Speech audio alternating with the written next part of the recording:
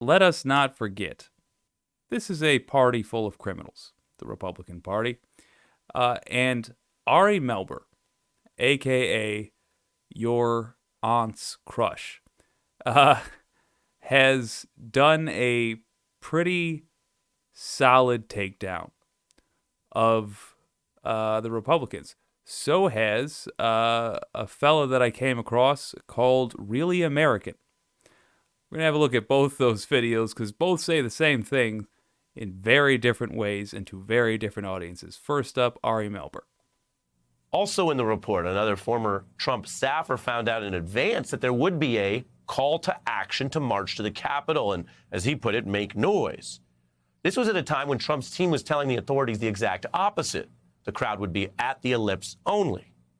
So the report states that staffer's text is the earliest indication they found. Let me repeat. You're looking at a really important page from this report. That text I just read you is the earliest indication that Donald Trump did plan to wage his supporters in a call to arms to march on the Capitol. Relevant in terms of prosecution. Now, that's incriminating. Remember, if all you want to do is hold a rally or a protest, you could do it any number of places in Washington. And when you pick a place like the Ellipse and make that the place and do the security for that, well, you put all your chips down there. When you have a secret plan to go to the Capitol, any prosecutor looks at that and says, if you were just going to gather outside peacefully, why keep it a secret? You could have publicized that for weeks. Make sure everybody knows where they're going. No, it is incriminating. And then you add the other evidence in the report. The FBI found an online post that said it's not a rally. It's a final stand with people ready to die. Don't be surprised if we take the Capitol building. You'll note the document is not fully released because of security concerns. These are pieces of evidence that can help prosecutors prove intent, which is a required element for every crime that Congressman Raskin cited in that referral. The fourth and final statute, anyone who incites, assists, or engages in insurrection against the United States of America, and anyone who gives aid or comfort to an insurrection. Aid or comfort to an insurrection. Translation: you don't have to necessarily prove that someone was proactively planning this for months, but you do need to prove that they intended, in a very legal sense, to aid, comfort, or otherwise support the actual insurrection. It is a high bar, but there's a lot of evidence that is being built up for that bar. Now, when do these conspiracies begin? I'll tell you, the committee's evidence makes a strong case that they long predate the January 6th period or the couple days run-up or even the announcement of a January 6th rally. That's bad for Trump, again, if it shows a long-standing plot by hook or by crook or with a team of crooks to steal the election. This is also different than the public understanding. Remember the morning of January 6th, 2021. Okay, tell us, Ari. Outside of Trump's circle, people didn't view that day as the dangerous culmination of a looming criminal plot. Intelligence services largely didn't. The Capitol Police obviously did not. The National Guard, in the main, didn't view it that way. Even Trump's most ardent critics didn't wake up that day bracing for the nature of the very sophisticated and effective attack that did delay the certification because of the reasons I just told you that this report documents in far more voluminous detail than we had. This stuff was secret. Also recall the detail the Jan 6 committee showed in the organization of breaking into the Capitol building. It was not just that the crowd got in. It was that the Proud Boys were at the front of the crowd and were intending to be at the front of the crowd,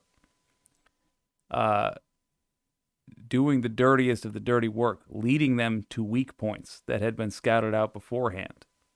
So they knew they would have a crowd full of people that weren't in on the details, but were merely riled up. And the Proud Boys, was it the Oath Keepers? I believe it was the Oath Keepers. Now I have to go back and look. One of the many terrorist groups that supports Donald Trump, MAGA, and the Republican Party. literally led the charge into our nation's capital. It was organized. The filmmaker that was with them had evidence that he presented to suggest they were in contact with people in the White House. The lack of hustle on this investigation in and of itself ought to be a crime that ought to be investigated. I'm talking Merrick Garland under investigation for his failure. Even at the end of that terrible day, people didn't know what's in the new report, now revealed that the plots extended after the attack. Trump tried to join the crime in progress, kept his motorcade on hand in case he couldn't go later. And that's, again, according to his own staff and protectors. His driver and a Secret Service agent testifying under oath that within 30 seconds of getting to the vehicle after the ellipse speech, the president asked if he could go to the Capitol. And remember, presidents are ordering people when they tell subordinates what they want. The motorcade didn't even disband on arriving at the White House as usual, the report noting instead the motorcade was instructed to stand by in case the move to the Capitol happened. So, in plain English, Trump tried to join the crime in progress, broke protocol to keep the option open because he still wanted to go back to the literal crime scene. And then if that wasn't enough, after the attack and the violence, the report details that while Trump watched the carnage on TV at the White House and then finally was pushed into telling the rioters to go home, he and Giuliani continued to seek to delay the joint session of Congress. Ooh. I told you I had highlights for you. That's a huge one. Think about that. Donald Trump and his lead election attorney were still trying to enact one of the planks of the coup plot to delay and sabotage the certification, to create the kind of chaos that they thought could help them hold on to power after the attack. Continuing the plot after the violent attack is some of the hardest evidence available that the attack was part of the plot. Now, I said that in a legal way. Here's a different way to say it. If you go to do something and it gets out of hand, right? You go to drive to the supermarket, but you hit someone in the car by accident, and the prosecutors are looking at that and saying, did you murder someone with your car? Did you have an accident? What you do after the accident can be very compelling for the evidence. Do you? Very good analogy. Call the authorities? You administer help? Are you worried about this because it wasn't your goal? Or conversely, do you continue to do the thing that makes it look like that accident wasn't an accident, that you intended to harm someone? For example, you got back in your car and tried to hit someone again. They were continuing to try to sabotage the certification after the day of the 6th. That's in the report, and that's one of the crimes that's recommended for referral. All of this unseen and unknown to the general public, the committee emphasizes, and that element of surprise was key because the report notes it might have worked. If enough state of... Oh. He looks how I feel. And I look how a meth head feels, but still, okay, I accidentally froze it on the exact face. That's how I feel every time I see that Donald Trump is a free man. That is exactly how I feel. Officials had gone along. It might have worked. You see it right there. That was the coup plan. Steal the election, even potentially without a physical attack. So the Trump team did think they had to have some level of extreme action, whether you call that rushing the Capitol or threatening Mike Pence, which the president, of course, did in public, or surrounding it in a way to obstruct or delay the certification. That itself, again, is a crime, even if you don't charge them on insurrection. Now, if you're thinking that these other, say, nonviolent crimes or bloodless coup parts are not what's gotten the most attention, and if that sounds so important, why haven't we heard more about it? Again, that's partly by design. That's why I think the committee did a good job in the report of laying out the stuff that's not quite as headline grabbing. Why haven't we heard more about this? Well, here's why.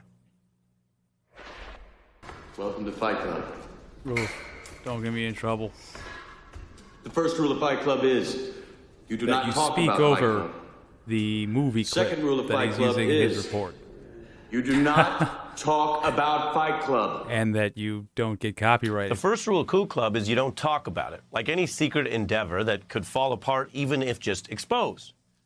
The report shows that Trump's plan to go to the Capitol, which I've emphasized to you tonight in the quotes I've read, it had to stay secret because it wasn't just a plan to show up at the Capitol. Again, if the plan was just to show up, wave, give one more speech, and then walk away, why would that need to be a secret? No.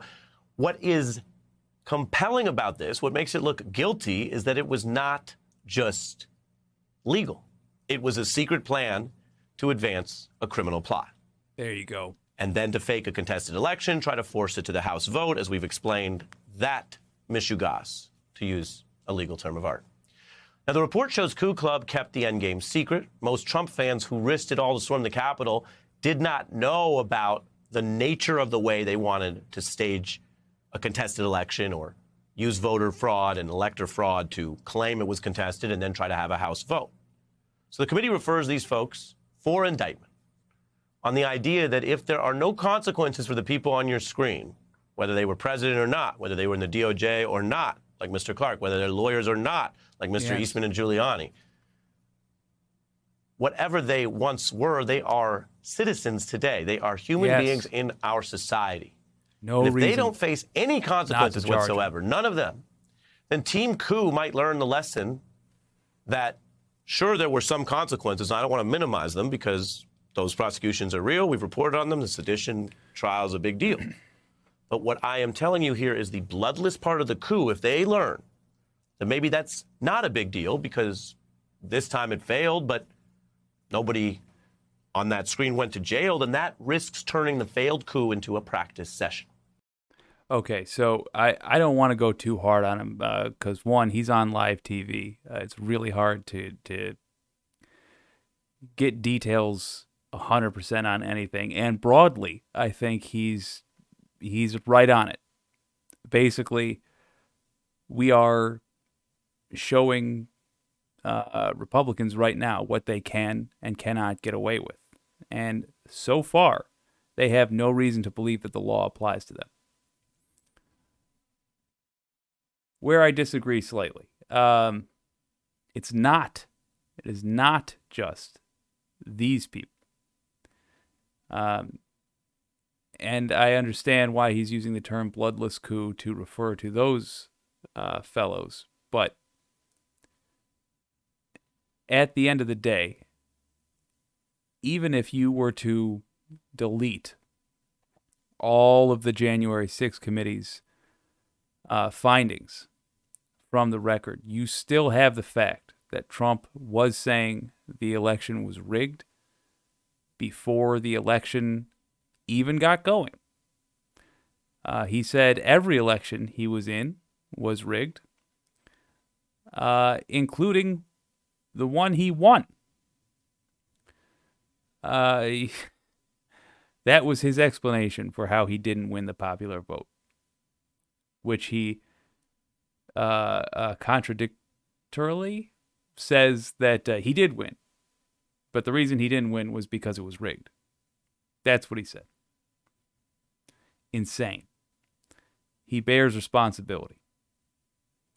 But I don't want to go too hard on Ari because he's nailing it here. And what's really important is that we have not just two Americas, we have at least four Americas. We have right-wing and sane people, and then each of those groups is divided up between people that watch exclusively corporate media and people that have a familiarity with the internet. If you watch the internet, you have access to a variety of things, including Google, which will allow you to fact check, which means necessarily people that do what I'm attempting to do with this channel have to dot their I's and cross their T's. Or people will jump in the comments and tell them how it is, as well they should. By the way, if I get something wrong, let me know. There's few things I enjoy more than being a nitpicky little nerd and correcting myself. But the people watching this guy are well behind where you are in terms of how bad this is, generally speaking. And it's great. It is great to know that he's out there spelling it out, putting their pictures up there, being frank about how bad it was, their participation, how criminal it was, and also that there's going to be consequences if we don't actually prosecute these people. This is it. We've given too many Republicans passes. Nixon, Reagan, George H.W. Bush, George W. Bush, Trump. All Republican presidents since Nixon have committed crimes worthy of prison time. None have been punished at all. You could argue Nixon got punished with a pardon, which made him not finish out his second term.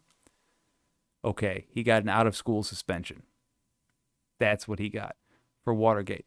Nothing for the Chenault affair. Not a one thing.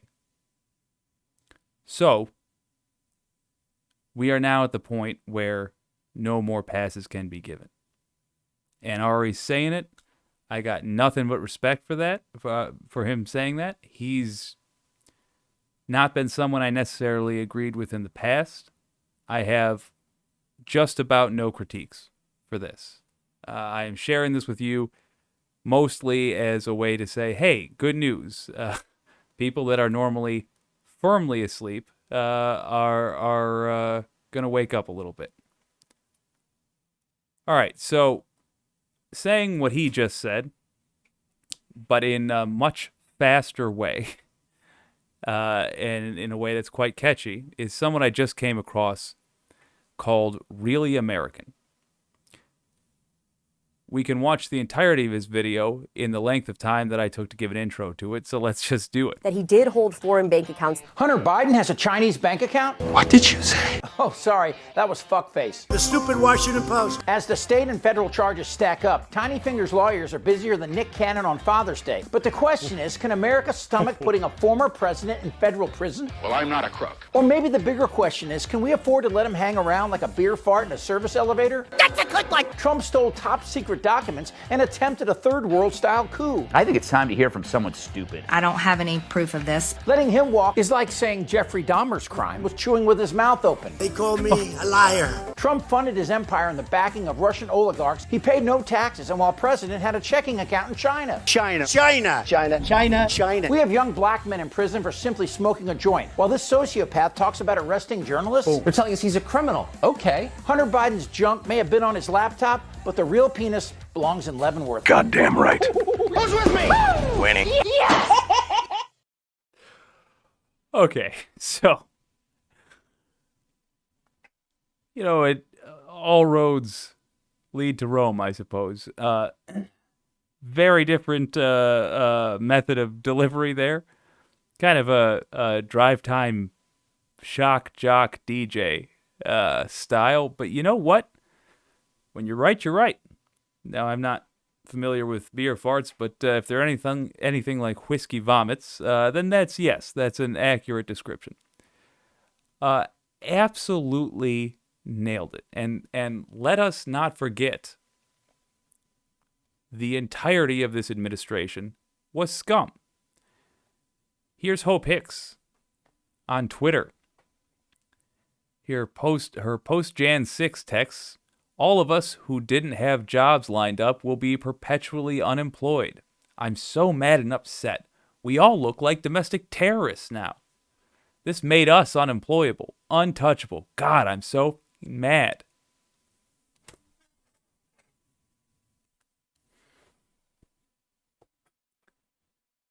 Let's take it again from the top. All of us who didn't have jobs lined up will be perpetually unemployed. A complaint about how Jan 6 affected her. I'm so mad and upset. We all look like domestic terrorists now. First of all, because you are. Second of all, again, a complaint about how that day affected her. 7 dead. This made us unemployable, untouchable. God, I'm so mad. I'm so sorry, Hope Hicks, that January 6th was hard for you. That it made it a little bit harder for you to get a job. Maybe if you were not a servant of a fascist regime, maybe it wouldn't be so bad. But you were. I have no sympathy for you. And I tell this to you, dear audience, simply so that you remember, just because she's got a movie star smile over there doesn't mean she isn't a bastard. She is. Everyone in that administration is either guilty of a crime directly, or they are guilty of failing to report a crime. Not a one of them should be able to leave their house without just getting booed like their neighbors every time they see him. Just boo, boo. F you, Hope Hicks, boo. Walking through the grocery store, I'm shocked they're not just pelted with cabbages and people saying like, I'll pay for this, I'll pay for that. Oh, I'll pay for this one. Don't worry, I'll pay for this. Store manager just going, no charge, no charge. Yeah, it's fine, no charge, yeah. Here, take a few more. These are rotten. So that should be the treatment they get anywhere in America. Anywhere on earth, they should walk into prison to say, I just need a break from the cabbages. That's the treatment these people ought to have. That's how despicable they are.